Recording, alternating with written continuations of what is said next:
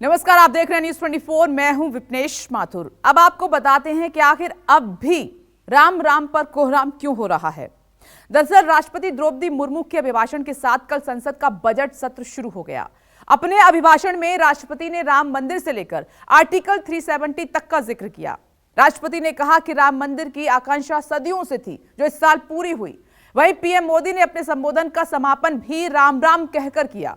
विपक्षी दलों को ना तो राष्ट्रपति का यह अभिभाषण पसंद आया और ना ही पीएम मोदी का भाषण। कांग्रेस समेत तमाम विपक्षी दलों ने बीजेपी के खिलाफ मोर्चा खोल दिया है। बीते दशक में मेरी सरकार ने सुशासन और पारदर्शिता को हर व्यवस्था का मुख्य आधार बनाया है। इसी का परिणाम है कि हम बड़े आर्थिक सुधारों के साक्षी बने हैं।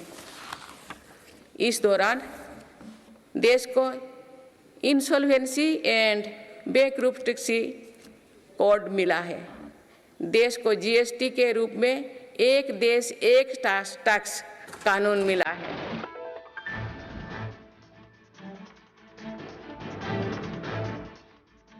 अमृतकाल, अनुच्छेद 370 और राम मंदिर निर्माण। राष्ट्रपति की जुबान से निकले इन शब्दों पर सियासी घमासान छिड़ गया। बजट सत्र की शुरुआत में राष्ट्रपति के अभिभाषण ने विपक्षी दलों को गुस्से से भर दिया। राष्ट्रपति ने अमृतकाल से शुरुआत की और समापन में राम राम कह दिया। आज की अमृतकाल की शुरुआत में ये भव्य भवन बना है। यहाँ एक भारत श्रेष्ठ भारत की महक भी है। बस इतने भर से राजनीति में कोहराम मच गया। विपक्ष ने सवाल दागा कि राष्ट्रपति के अभिभाषण में महंगाई और बेरोजगारी का जिक्र क्यों नहीं आया। पीएम मोदी ने राष्ट्रपति से अपना विज्ञापन क्यों करवाया। राष्ट्रपति जी का अभिभाषण केवल मोदी जी का गुणगान गाना और अपने सरकार के ओर से बनाए हुए जो दस्तावेज थे उसी की वो तारीफ करना, यही हो सकता है उनको आदेश होगा।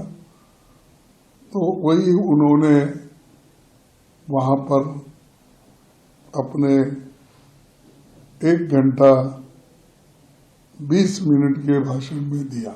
देखिए, राष्ट्रपति का जो भाषण था उसमें जो है अपनी उपलब्धियों को सिर्फ बताया, अपनी पीठ ठोकी। हमने क्या, बस यही होता रहा और सब ताली बजाते रहे। हाँ, जब राम मंदिर का प्रकरण आया तो हमने भी ताली बजाई, क्योंकि कांग्रेस पार्टी ने हमेशा कहा कि भव्य राम मंदिर बनना चाहिए। सुप्रीम कोर्ट के जजमेंट के बाद हम खुद चाहते, सोनिया जी ने ताली बजाई। देश में जो लोकतंत्र, संविधान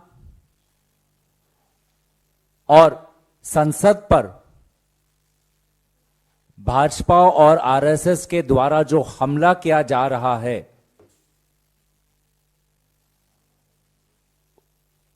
उसको लेकर हमारी अपेक्षा थी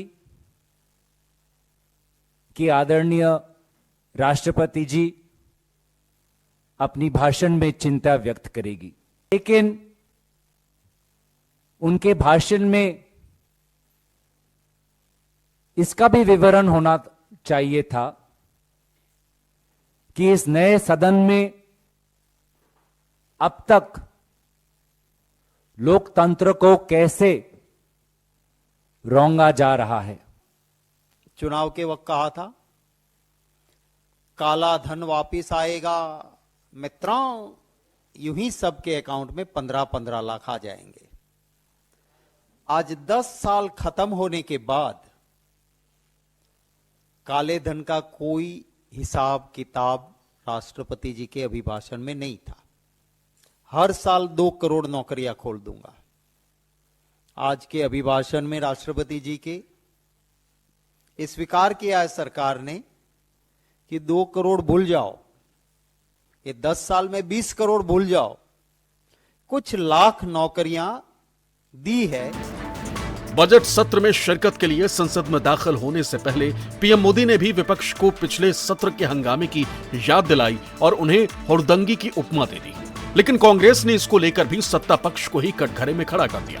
अग्निपथ योजना को लेकर भी पीएम मोदी पर हमला बोल दिया।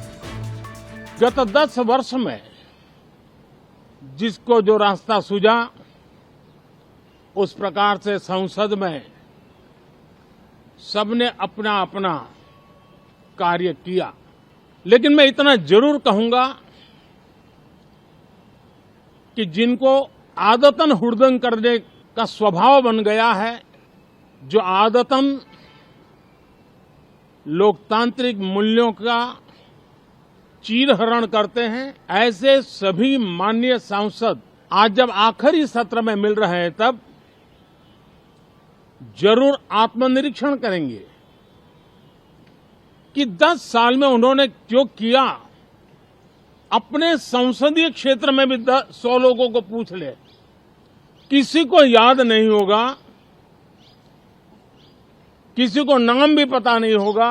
मैं बोलूंगा है कि ये अभिभाषण जो उन्होंने दिया वो एक प्रोपेगेंडा और एडवर्टाइजमेंट मोदी जी का उसमें दिखने लगा और पूरा पॉलिटिकल था। मैं बस यही कहूंगी कि राष्ट्रपति वही बोलते हैं जो सरकार उनको कहलवाती है। पर आपको याद होगा 10 साल पहले जब मोदी जी अपना चुनावी कैंपेन लड़ रहे थे, उन्होंने रोजगार बनाएंगे उसकी बात कही थी, महंगाई कम करेंगे उसकी बात कही थी, भ्रष्टाचार खत्म करेंगे उसकी बात कही थी, किसानों की आमदनी दुगनी करेंगे उसकी बात हुई थी।